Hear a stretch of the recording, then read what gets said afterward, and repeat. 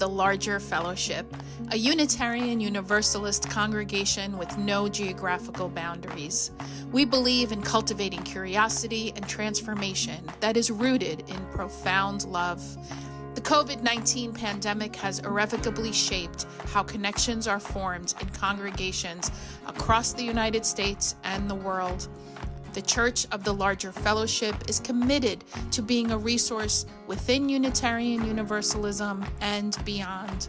From worship to covenant groups, from classes to pastoral care, and from our monthly magazine Quest to our online community hub and our letter writing ministry. We have found ways to build connection and community, even through the screen. We have been a model for ministry on the margins, providing services for isolated Unitarian Universalists, becoming a spiritual lifeline for our members in prison.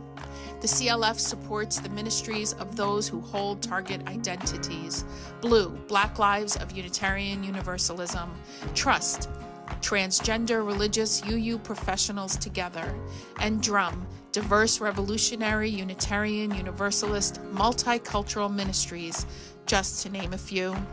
We know better than anyone how deep and meaningful connections can be formed, even from a distance.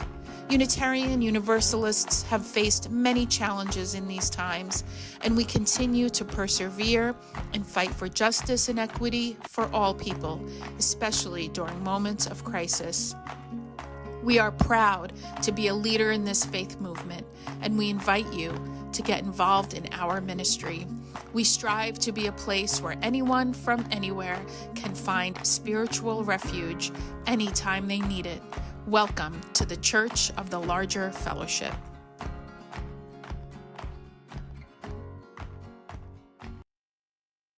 We are so excited to bring you an all-new episode of The VUU.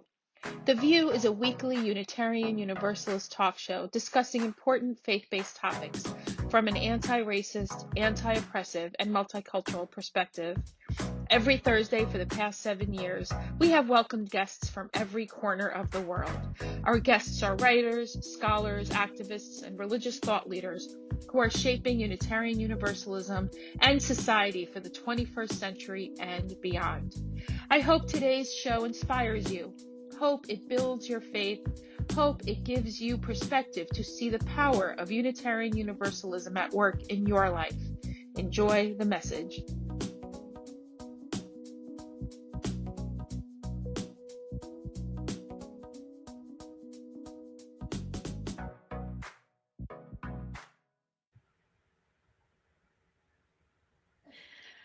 Hello, welcome to Voices of Unitarian Universalism. I'm Aisha Hauser in Seattle, Washington, land of the Coast Salish people. And we have a really important show today. And Karishma Gottfierd, who we will get to. Karishma, we will introduce you after the hosts say hello to talk about what's happening on college campuses with the protests. So I'm going to send this over to Christina. Hi, everyone. I am Christina Rivera, she, her pronouns. I'm coming to you from Central Virginia, and I will throw it over to you, Michael Tino. Greetings, everyone. Michael Tino, they, them pronouns here in Peekskill, New York, just 35 miles north of New York City, on the land of the Kitchewan and Wappinger nations. And usually we chat about the weather because we're all feeling the heaviness of the topic and the news. We chat not to make light of the topic or to pretend like it's not heavy, but to give folks a minute to let their Facebook and YouTube notify them that we're live so that they don't actually miss the important conversation. How are you, DC? Hi, I'm DC Fortune, he, him pronouns, and I am here in the beautiful Susquehanna Valley of central Pennsylvania, ancestral home of the Susquehannock people. And we are having weather backlash here, like whiplash, like it was 50 over the weekend, and today it's going to be 87. and the trees are doing their thing, so my sinuses are in full revolt. But aside from that, it's a beautiful day outside, and I'm happily inside where it's air conditioned.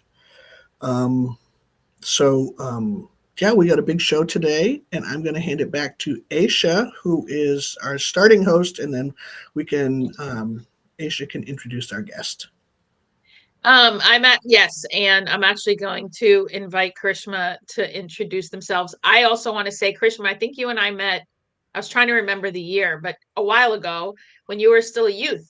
And what a joy to see you right now. 27, is that when we met? 2017? Wow. And you know my son, which is amazing. Not many people know my children. They don't identify as UU. However, you got to spend some time with him, which I love. And we are so proud of you. But I want you to introduce yourself in any way that you want to let folks on the VUU know who you are and how you are. Yeah, I just have deep affection for you, my friend. Thank you. Hi, everyone. My name is Karishma Gottfierd. I use any pronouns, and I am currently in my apartment at Union Theological Seminary of Columbia University in the city of New York on the unceded lands of the Lenape people. Yeah, I'm grateful to be here today. It has been a whirlwind of the past few weeks, and I feel like I'm living into my Unitarian Universalist values now more than ever. So happy to be here. So Karishma, one of the things that I posted yesterday is I went to University of Washington here in Seattle, has an encampment on the quad, and someone had texted me a list of what the students need. So I just ran to Target, got as much as I could off the list, and drove it over. And I kind of realized, like, even if you are not a college student, there are ways you could support the people who are protesting. You are actually at where the match was lit, so to speak. The president of Colombia, I am very disappointed to say, is an Egyptian woman who is the first woman president of Colombia who, by trying to crush these protests and suspending the students and getting them arrested, and you've had this experience yourself there at Columbia, she literally lit the match that now is spreading all over the globe. And so yeah, I mean, what we're watching right now is fascism in this country. The fact that students are being arrested for exercising their free speech and are being vilified and are being attacked by law enforcement is something that is chilling and should unnerve everyone. So, Karishma, you are at Columbia. You are arrested. Whatever you need to please share as much or as little of your story as will I want you to feel held and tell us your experience. Yeah, thanks for that introduction. I think that the support I've been seeing religious professionals and UUs from all over the country visiting the encampments and supporting the student protesters wherever they are. So I definitely really appreciate that. We would not have been able to keep going as long as we did without the support of our outside community. I was pretty well fed the entire time I was there, so I really did appreciate that. And everybody, every place has different supply needs. And so if you're able to get in touch with organizers who can say what the most pressing needs are in your location, that's definitely the most supportive. I can't talk a lot about my experience inside, but I do want to lift up the militarized police presence that was invited onto Columbia's campus. Columbia is a private university, and so the president has to explicitly invite the police on, and she sent a letter to the NYPD, which is available publicly. It's pretty terrible.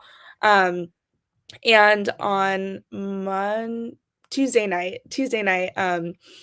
the about 100 or probably more, I don't even know, police officers from the Strategic Response Group, which is one of the more violent arms of the NYPD, were invited onto Columbia's campus.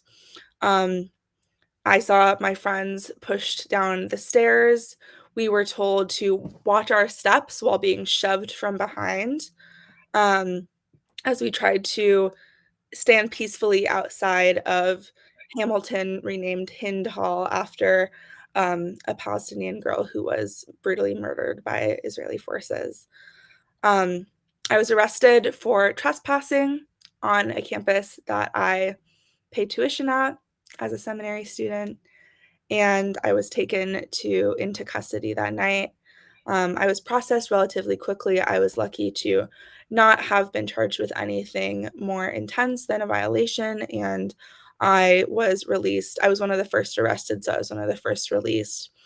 The support of student organizers and the general community, when I was released, there were over 100 people standing outside waiting to care for me. There was jail support. There were law students ready to help us. Some of my seminary friends were there who hadn't been arrested. I was fed. I was taken back home. And I'm just incredibly grateful for all of the support. I played a very small role in these protests, but there was nothing else I could do. And like I said at the beginning, my Unitarian Universalist values called me to this. And as somebody studying to become a Unitarian Universalist minister, there's nowhere else I could have been at that moment.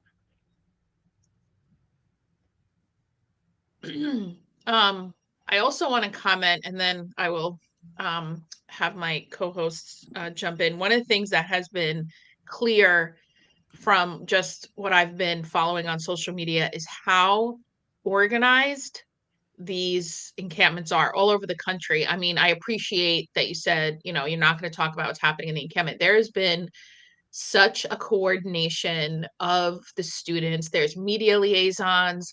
They are being, because there's also an attack from those who want to disrupt and agitators. I don't know if those of you, I woke up to, there was violence on the UCLA campus last night from Zionist agitators who are just attacking the protesters, those who are, people of conscience. So I want to just thank you. I mean, it feels little to even say thank you, because it wasn't a small part, Karishma. It was every single person there. This is huge what's happening, and I'm glad that you were held. I am too. And I'm very deeply grateful for all of those people that were supporting you and supporting the other students and faculty that have been arrested.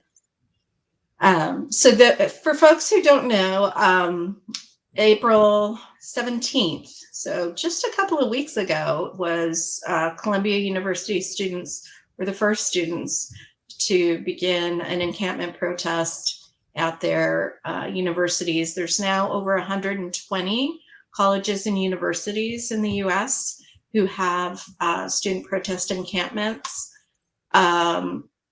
Most of those student leaders are asking for their colleges to recognize the ways in which their colleges and universities are supporting the genocide that is currently going on, and asking for their colleges and universities to cease that support. So it's very specific to each college as to what they're asking for. And in a second, we're going to ask Karishma to speak a little bit specifically to Columbia. But it's not as though students are just out there having a good time in a tent on the quad, right? To Aisha's point, it is a very specific ask, and very specific to what those universities are doing. So I think that's super important. And just to see the growth from April 17th, literally, less than, I want to say 2 weeks. Okay, maybe it's more than 2 weeks. It's 2 weeks and a day, from one university to over 120, which really shows, again, we've talked about this before about how youth and young adults are demanding that the generations that have gone before them that have fucked this up need to also be the generations that make it right. And so, yeah, Carrie, if you want to speak specifically to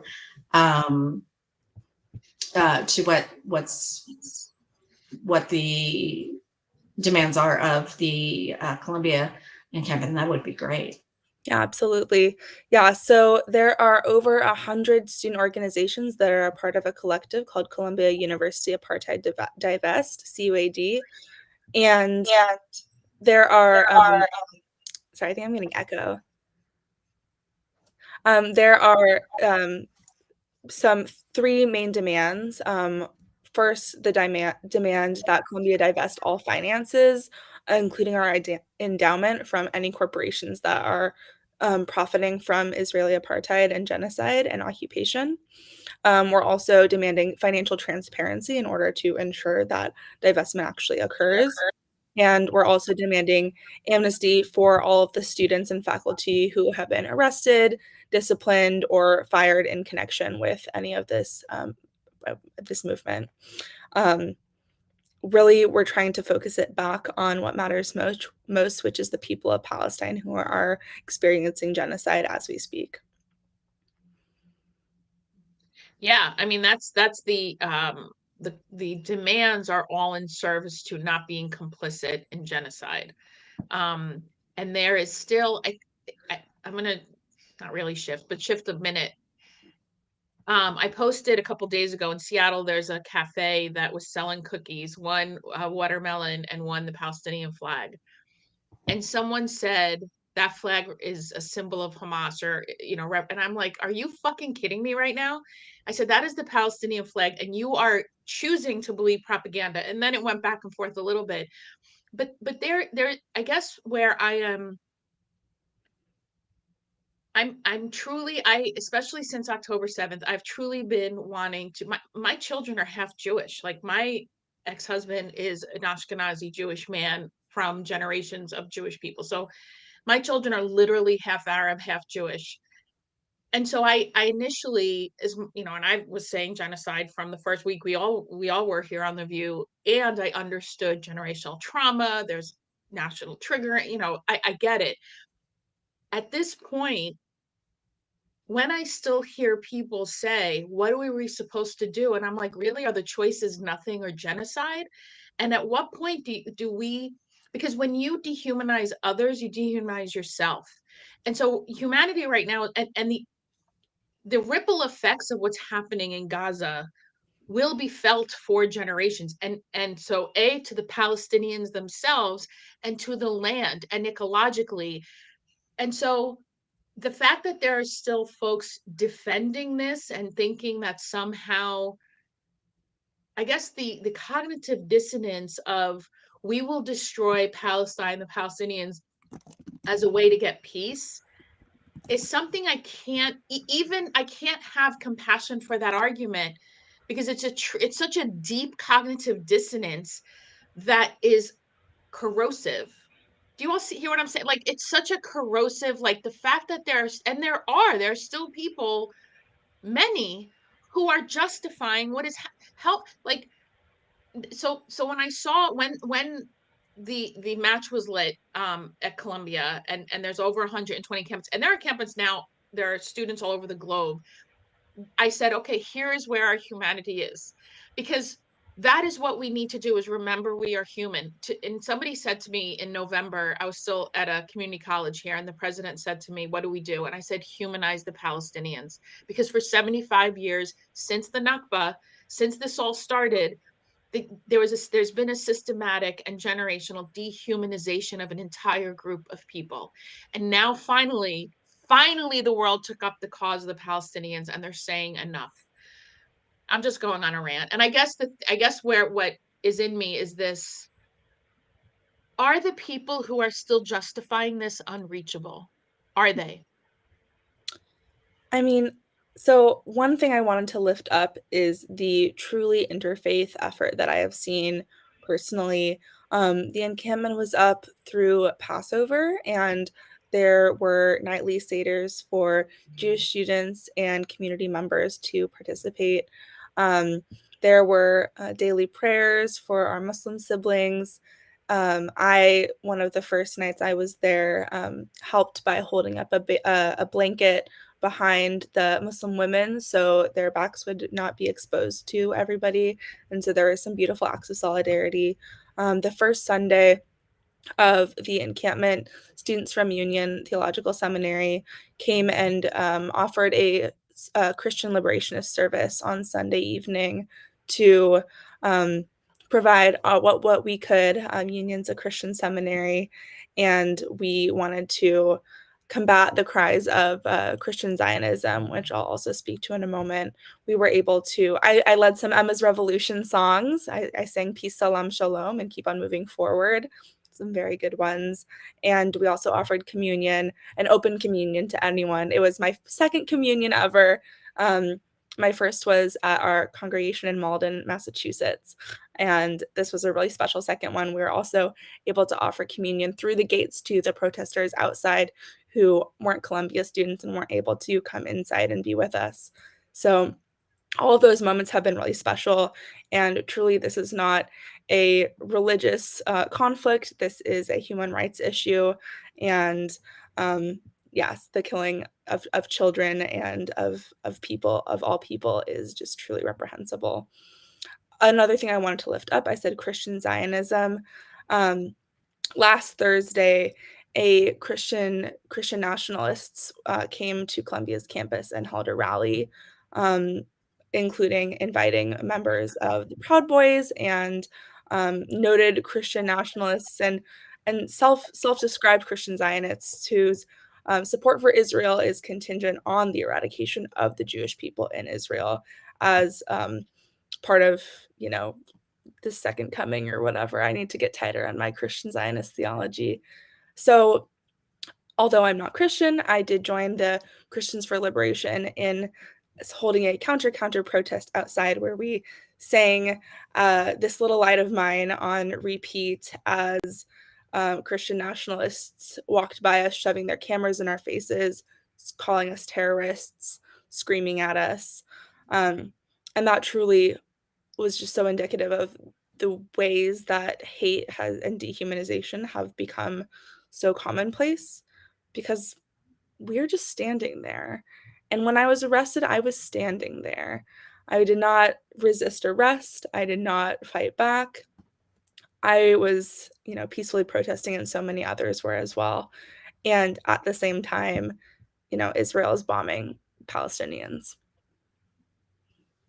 I think it's important to, yes, thank you for that witness and for that painting that picture for us, because I think that's the other thing is I think people don't have this internal picture of what is actually going on in the encampments and the kind of solidarity that that is just so beautiful to witness, right? And to be part of. And I think, to Aisha's question is, can we reach all of those folks? I think it's a good question. And I think that what I wanted to bring into the conversation with this plethora of words is, in Unitarian Universalism, we have folks who I wonder whether, about the time, effort, energy, and expense that we use to continue to try and reach people, and whether or not that's worth our time, energy, and expense. And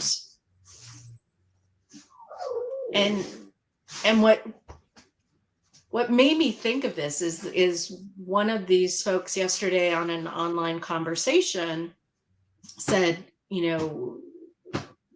they were talking about protests, and they were talking about sit-ins and die-ins and the disruption that happens for universities or schools or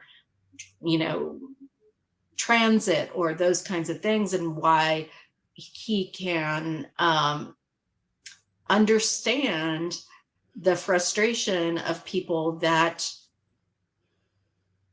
are now driving into crowds to try and kill other people at those types of protests. And this is a Unitarian, somebody who identifies as Unitarian Universalist. I would question whether or not they are Unitarian Universalists, but they identify as Unitarian Universalist and are so far away from not even understanding what protest is, but so far away from understanding our basic values that we hold, that it makes me wonder, to Aisha's point of, if we can reach those folks, and at what cost is it to ignore them as well, to not hold them accountable, to say, oh, that's just that grumpy guy in the congregation, he's always like that, don't pay him any mind. Because I know in every congregation I've served or been associated with, there's always some grumpy white dude who is disruptive and is just put up with because of the positional power that person holds, and then becomes emboldened by that, and that leads to the fear and the death that we see, right?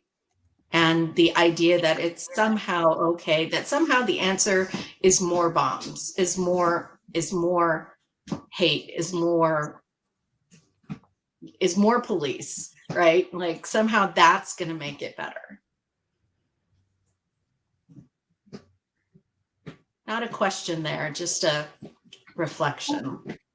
And Chris, I think it's important to bring in a historical perspective too into this. So Jody Malloy, executive director of the Church of the Larger Fellowship, when she found out what we were talking about today, told us a story and gave us permission to share this, that she was talking with her father, who is an 85-year-old Jewish man. Jody is also Jewish, and he was he's been very critical, as is she, about the actions of the state of Israel, but he was very uneasy with student protests. And she offered to him the comparison to student protests against the war in Vietnam, which he was a part of in the late 60s. And immediately he realized what was going on, that he had become the people, the old folks who opposed the voices of students then. And there was a fascinating column in the New York Times, and I know you all can debate the media, the corporate media, but I read the New York Times every day. And there was a fascinating column in the New York Times looking at the reaction of Columbia University specifically to protests over the years. And the last student protest that Columbia called the NYPD to shut down was against the Vietnam War in 1968. And they today celebrate that the students were right. Right? They don't they don't mention that they called the cops on them to shut down that protest, but they celebrate that the students were right in 1968. And the columnist also mentions that in 1985 there was a protest at Columbia, major student protest, also major student protests all around the world, to ask for divestment from the apartheid regime in South Africa. And in 1985, the Columbia University administration, rather than calling the cops, chose to talk to the students. And Columbia became the first large American university to divest from South Africa because they chose to talk to their students. And the students were right then too, right? the students were right then too. And it just, I mean, it makes me infuriated and sad and so many different emotions. The first reaction of these university administrations is to call the cops to enforce state violence against nonviolent protesters rather than to talk with the students. And I know that they're doing something different at Brown. And my guess is that because the administration at Brown has chosen to talk to the students, that Brown will become the first major American university to divest on this issue too. So Yeah, so there's stuff going on in our private chat that I would love Karishma and DC to chime in on. Yeah, I mean, I just want to lift up, the New York Times, lots of different reporters. So some of it is interesting and some of it is biased. So, everybody has to use their best judgment. But I did really want to lift up, I feel like this has really showed me, the state of our media in a way that I hadn't realized before. Being there in person and witnessing firsthand, and then seeing on CNN or in the New York Times or wherever the ways that the things that I was experiencing were completely, fabricated and propagandized was very eye-opening for me. Obviously, I was inside for most of that night, so I didn't see it in real time. But I have friends who were telling me we were watching CNN and listening to the Columbia student journalists on the WKCR radio station.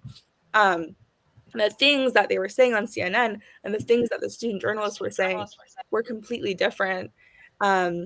And so it just is really, it's fake news on such a different level than we even thought. And so I just really encourage you all to think very critically about your sources and where they're getting their information from, what potential biases they have when coming to it.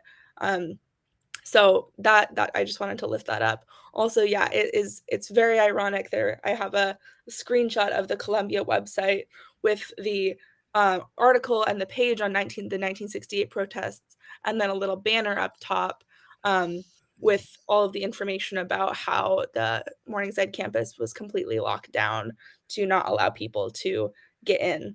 So I've heard a lot of times, oh, you're so brave. You're on the right side of history, all of that. And I mean, I do believe that we are on the right side of history. And I also want to encourage everybody who is watching and not participating and maybe has some doubts, but does believe that we're on the right side of history, to be in that with us. Right. And being on the right side of history is small consolation to Genocide.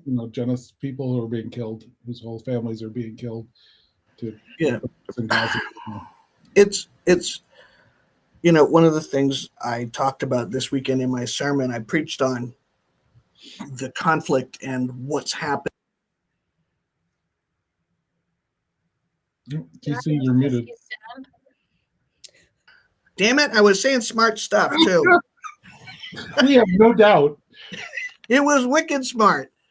So I preached on this past weekend, and one of the things I said is that student protesters, historically, at least in the last 50-ish years that I'm aware of, have always been right. They were right about Vietnam. They were right about apartheid. They were right about Black Lives Matter. They were right about Occupy Wall Street. They were right about all kinds of things, and they're right about this. And I didn't mention this in my sermon, but it is exquisitely stupid to have one of the premier journalism colleges in the United States based in the campus that you're trying to oppress. Like, that's just dumb. As far as news coverage goes, I was watching the readout, Joy Reid, on MSNBC, and she had the dean of the College of Journalism there, and he was talking about how, and they have an intern, right? Intern programs. Their intern is a student at Columbia. So they were getting a much more precise, much more accurate reporting of what was happening at the university. You know, and college, oh God, like, I don't know how this happens, because people who are in administration in colleges were once students, right? Like, you don't get to be a college president unless you were once a college student. I'm pretty sure that's a rule. And yet it's like they get that appointment, and it's like they take all their brains out, and lose their common sense. So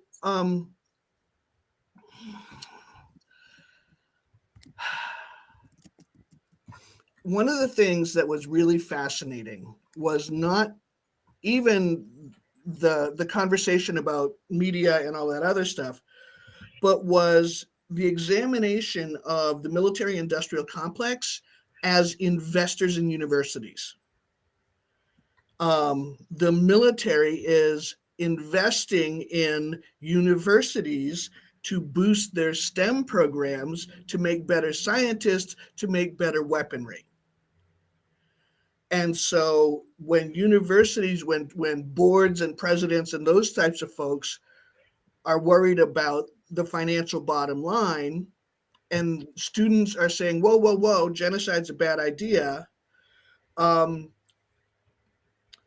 the people who write huge grants to universities start calling university presidents and saying, hey, do you actually want this $6 million we put in your endowment last year? Because, like, they're using economic blackmail. I won't even call it leverage. It's blackmail. It's hostage taking, right? To dictate an official policy trajectory for the university in the interest of the investors, who are military companies, who are violent extractive capitalism. This is yes. all in service to violent. Yes. I know I'm cutting you off, and forgive me, Nope. but this is all in service to what is happening in Gaza, what is happening, upholding settler colonialism across the globe. So I saw it. I love TikTok, and I know it's getting banned because whatever the fuck, because this country sucks. But somebody talked about the fall of America, and somebody actually stitched that video and said, this is the fall of capitalism. This isn't because America's inextricably linked, has created what is white supremacy. Was not created in the United States. It was started by the OG British, right? What the United States has done since its inception, since 1619, is commodify humans and make the dollar god, make capitalism the deity in which we are all in service to. And there have always been dissenters to this: indigenous people, the enslaved, the folks who have been most impacted. And what's happening right now, especially under the fucking climate change and what's happening to the earth, and literally the only place we could fucking survive. We're not going to make it to Mars, folks. Like, do we really have to have this conversation before humanity's fucking done? That's what this is about. I saw a tweet: the West will die in Gaza, because what is happening will impact us all. It won't stop at Gaza. They're going after students. They're fucking going after our babies. I mean, this is not, you're right, Karishma. Thank you for, because I don't, this is not a religious war. It now, let me say, it is absolutely being fueled by Christian Zionists and the Christian evangelicals of this country, who have also traded in Jesus for fucking money and capitalism. So that's what this is about. And it is a monster that we could defeat if we are united. I mean, the people united will never be defeated. The people, right? Anyway, I feel like this is about the god of violent extractive capitalism, and that is what we have to fucking defeat. Yeah. I also wanted to lift up, obviously the encampment at Columbia has been taken down. The photos of the lawn where it's bright green where the tents were are really striking. And there will be, the police have been asked to stay on campus. NYPD has been asked to stay on campus until after graduation. So there, I work at Barnard, so I walk to work and there are just cops everywhere. And we will not be defeated. There are still rallies going on outside. They've been projecting upwards onto Hinds Hall and, stating that we're not going anywhere. And the student protesters, who are on every single continent, by the way, are not going anywhere. And that is the one thing that is keeping me going. This is the genocide of Palestinians did not start on October 8th. It has been happening for decades and generations. And, this is a moment, and also this is all part of a larger thing, and we need to keep ourselves rested and grounded and ready to keep on working for liberation. Woo. Amen. And to your point of rested and grounded and fed, there are, as Aisha opened with, there are ways to support wherever you are. Even if there is not a local encampment in your area, there are ways to support encampments in other areas. It's easy to get hooked in on what's going, get onto TikTok. I know some folks of different generations have things they feel about TikTok. This is the exact same thing we had about Facebook, people. You remember when it was about Facebook, and then it was about Twitter, and then it was about Snapchat. You need to get onto TikTok. It'll be fine. It'll be fun. We promise. And find out how you can support the local folks. So there, isn't an encampment local to me, but there is one in Charlottesville, which is about an hour away. So I'm doing the behind the scenes support for that encampment. I'm doing the fundraising, collecting so that we can pay for pizzas and insect repellent. They were getting eaten alive by the mosquitoes hanging out there on the quad at this time of year. So we got, a boatload of insect repellent. It is as simple as asking what is needed and then providing. And if you can't provide, then circle up 5 of your friends to provide. This is not pediatric brain surgery. This is, some of the best solidarity and the best faith work that we can do. Yeah, that makes me think. I also wanted to lift up the UUs at Union. There are a small group of us. We had our flower communion service on Monday afternoon, and then I headed to Columbia, and then I was there for 30 hours. And the student who gave the reflection, Michael DeSantis, who is graduating this year and starting their internship in Colorado, so cheers to Michael. They talked about how difficult it was to talk about flowers and flower communion during a genocide. But it was a really beautiful reflection. And one thing they said, they quoted Dorothy Day and her quote about everyone wants to be in the revolution, but no one wants to do the dishes. And all of the behind the scenes work, is so vital and so necessary.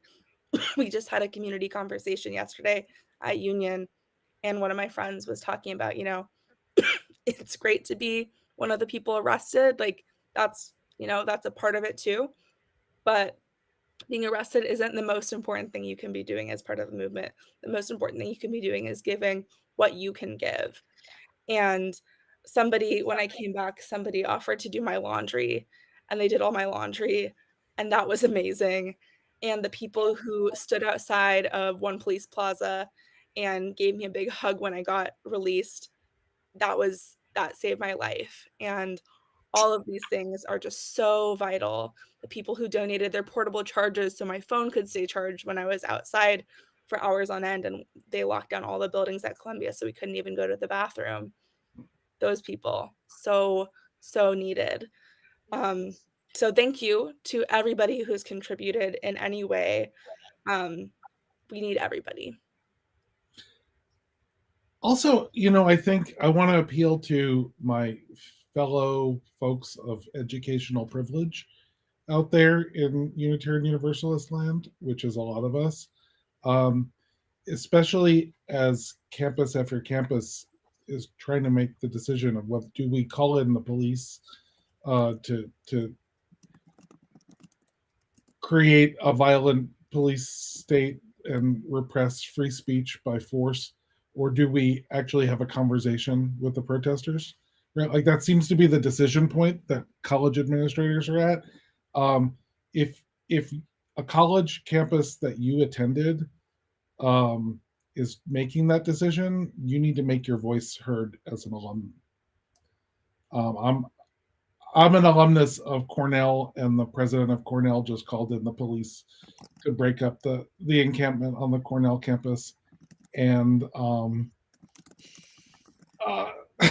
I'm livid, but so are my fellow Cornell alumni, and we're all letting the university. They had the gall to send out an alumni survey about what you would like your alumni experience from Cornell to be the day after they called the police on their encampment. And so we're using the alumni survey like to tell them what we would like our experience as Cornell alumni to be like.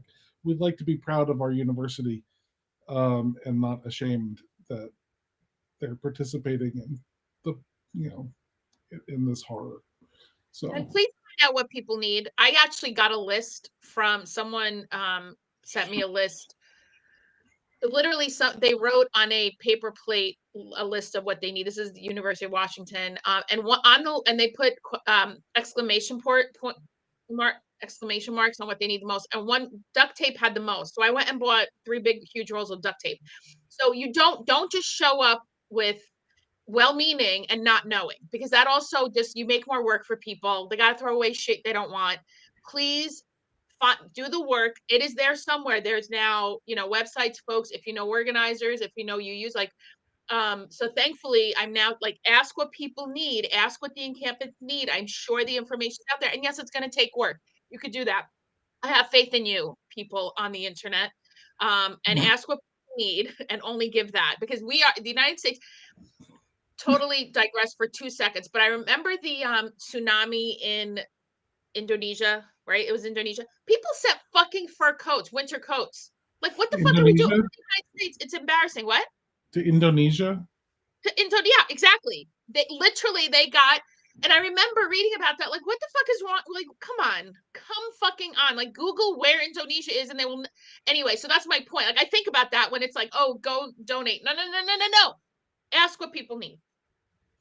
Yeah, I put in our little chat, and that's why everyone was laughing, but we got a lot of matzah. Anyone who was kosher for Passover in our encampment, which there were many, they were set. I donated to matzah, so I'm partially to blame. But yeah, it was really interesting to see what was needed as time went on, and obviously some things are more glamorous than others, but we truly do need all of it. At this moment, I believe that CUAD is good on financial support, and so I do really recommend searching for places near you, or places also that aren't schools like Columbia with a really strong and fairly wealthy alumni body who are willing to support, but also focusing on schools with more marginalized populations who maybe don't have as much of that support. Thank you. That is also important. Yeah. Just please, for those with dominant culture identities, please learn to follow the students. If you are not a college student, which I am no longer, learn to follow, because that's also what the movement for freedom and liberation needs, is we need to know who to follow, and we don't always need to be in charge. We are bless our liberal hearts. We got a lot of saviors among us, and we need to be followers too, and know who to follow. Yeah, I've been really grateful to be a follower, actually. I'm certainly not a leader in this movement.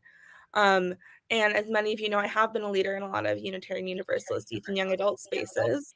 I'm not a college student anymore. I graduated about a year ago. And in this, we have a lot of extreme privilege as graduate students. Union Seminary is affiliated with Columbia, but pretty independent. And so actually our president has been very supportive of us, and our administration has been supportive of us.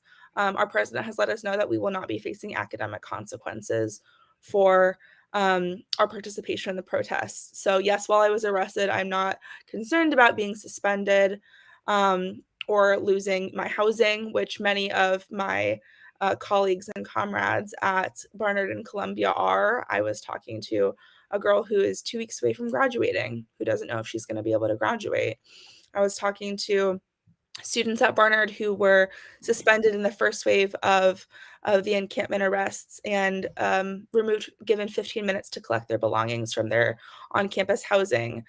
We hosted a Seder for them at Union because we weren't technically Columbia property, and so they could come onto our campus without being charged with additional trespassing.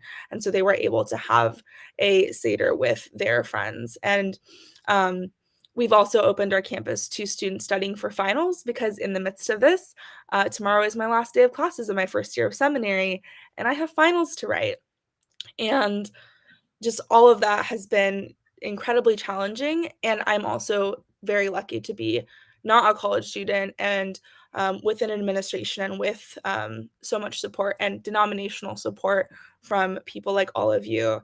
So I'm proud to be a follower, and I'm really, really proud to finally get to support the younger people. I've been waiting to support younger people for a while, being one of the younger people, and trying to do the best of what I wanted when I was in high school and college and etc. So if you're one of those people that says youth are the future, you know what we always say, youth are the present.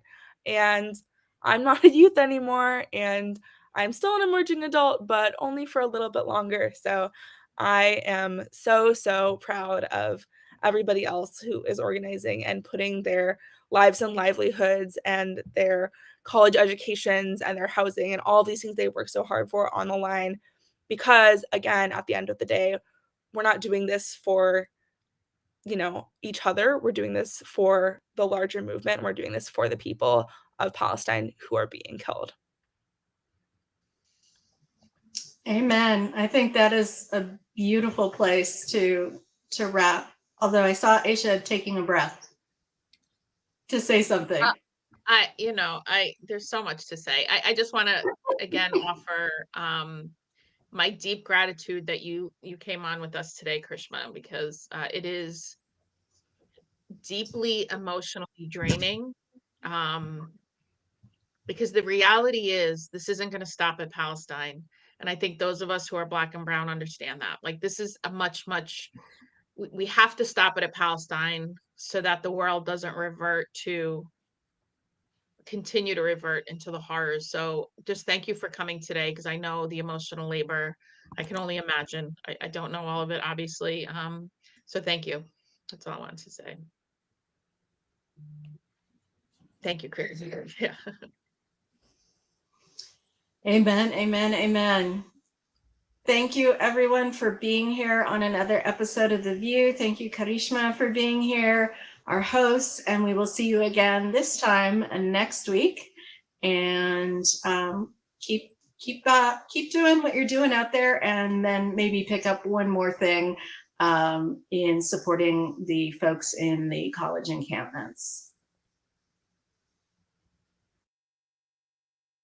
Thank you for joining us. Special thanks to those of you who give generously to this ministry.